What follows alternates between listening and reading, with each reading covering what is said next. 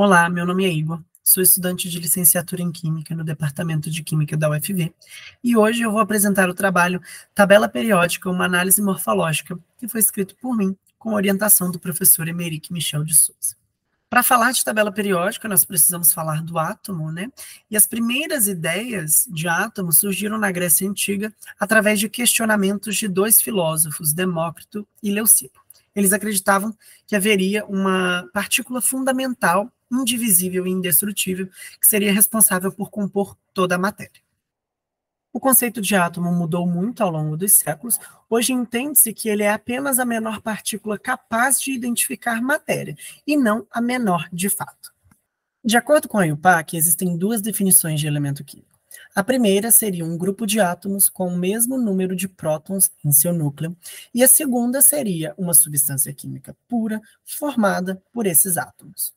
Em 1869, Dmitri Ivanovich Mendeleev publicava sua própria tabela periódica, que acabou se tornando muito famosa. Com ela, Mendeleev conseguiu prever as propriedades físicas de elementos que ainda não eram conhecidos à época. Foi essa tabela que serviu como base para a que conhecemos hoje. Ao longo do tempo, a tabela sofreu muitas mudanças. Temos aqui alguns exemplos. A tabela de 1949, que foi retirada de um livro de Linus Pauling. Uma outra tabela em 1999, já mais parecida com a que conhecemos hoje. E, por fim, a tabela periódica de 2022, publicada pela IUPAC. Os símbolos dos elementos da tabela periódica remetem às origens dos seus nomes. E esses nomes podem ser analisados através da ótica da morfologia. A morfologia é um ramo da linguística que estuda os processos de formação de palavras de uma língua e as regras por trás desses processos. Na morfologia, um dos conceitos fundamentais que temos é o de bases, e existem dois tipos, bases livres e bases presas. As bases livres possuem autonomia semântica, ou seja, sozinhas têm sentido, são palavras. Já as bases presas, não. No entanto, elas se chamam bases, pois a partir delas é possível formar novas palavras. As bases presas possuem uma categoria chamada bases eruditas. Isso significa que são bases presas que vêm do latim e do grego. Quanto aos processos de formação de palavras, nós temos alguns. O primeiro deles é a derivação, que é o processo de formação de palavras mais produtivo da língua portuguesa. Ele pode ser dividido em 7 categorias. Aqui, para esse estudo, nós vamos fixar principalmente na derivação sufixal e na derivação truncada. A composição, um outro processo de formação de palavras, ocorre quando duas bases se unem para formar uma nova palavra, um novo vocábulo. Pode ocorrer tanto com a junção de duas bases livres, de duas bases presas, ou de uma base livre com uma base presa. Por fim, nós temos o estrangeirismo, e ele ocorre principalmente ou como empréstimo linguístico ou adaptação sintática. O empréstimo linguístico é quando uma língua de fato empresta um vocábulo de outro, como internet, Covid.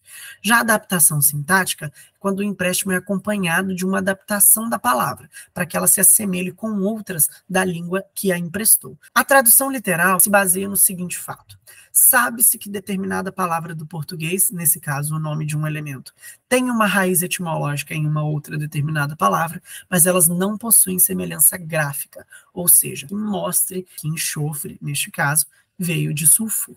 É muito importante falarmos de interdisciplinaridade, esse é um trabalho completamente interdisciplinar, e no contexto educacional em que vivemos, ela é uma abordagem muito significativa.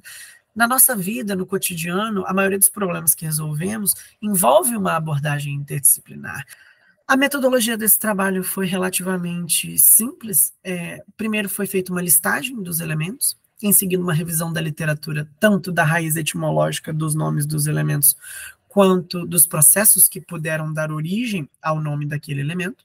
Foi feita uma compilação de dados e uma análise desses, bem como a criação de gráficos para ilustrar como essa análise foi feita. É importante ressaltarmos aqui a diferença entre a tabela periódica e a listagem que foi feita. O propósito da tabela é organizar todos os elementos conhecidos pelo ser humano de maneira ordenada e que se possa analisar, a partir das propriedades químicas e físicas dos elementos, as interações que eles podem ter entre si e com o mundo ao redor. A listagem dos elementos foi feita de maneira a organizar a amostra de elementos que seria estudada, nesse caso foram todos, bem como a língua de origem, as palavras que deram origem aos nomes dos elementos e os processos por trás da formação dos nomes. Nós vamos falar um pouco sobre os processos de formação, claro. Vamos ressaltar aqui o sufixo caracterizador de gases nobres, a influência do latim e do grego nos nomes dos elementos e o que chamamos neste trabalho as categorias de influência.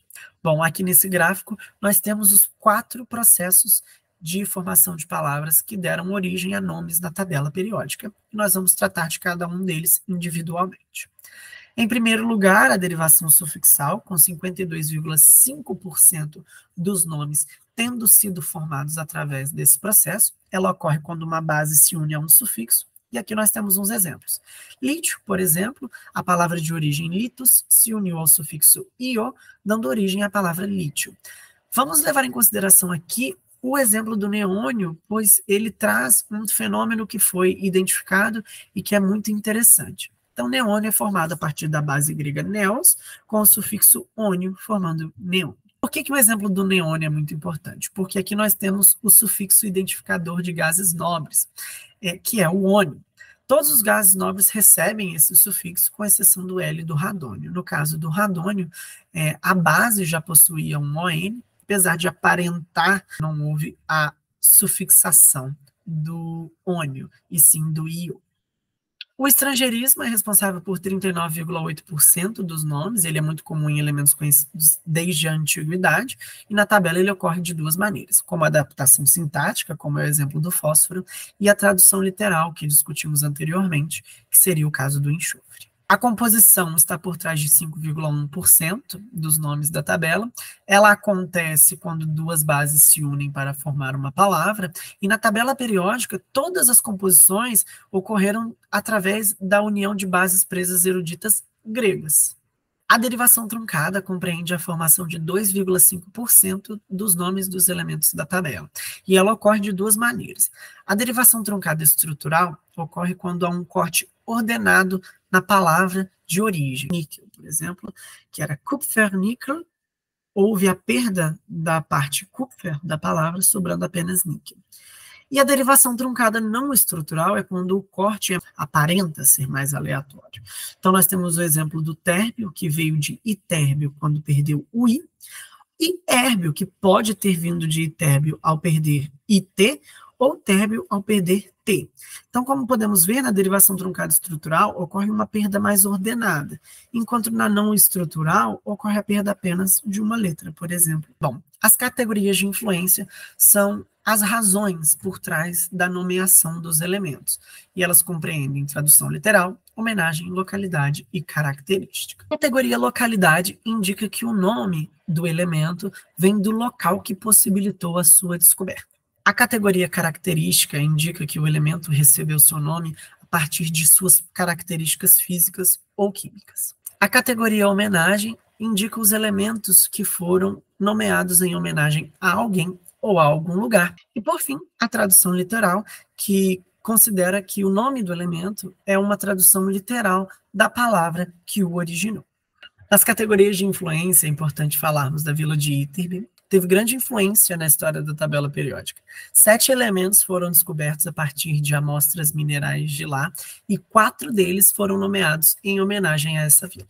É importante também ressaltarmos a influência do latim e do grego nas nomeações dos elementos da tabela periódica. 78,8% das palavras de origem vieram de alguma dessas 2 línguas. Com esse trabalho, podemos concluir que a derivação sufixal é o processo mais produtivo, assim como ocorre na língua portuguesa, e as composições foram todas feitas com bases gregas, o que ressalta, novamente, a influência do grego e do latim nas terminologias científicas. Além disso, a análise morfológica da tabela periódica nos ajuda a entender como os elementos receberam seus nomes e as motivações por trás dessas nomeações. No fim das contas, responde a pergunta: por que esse elemento tem esse nome? Chegamos ao fim. Muito obrigado pela atenção.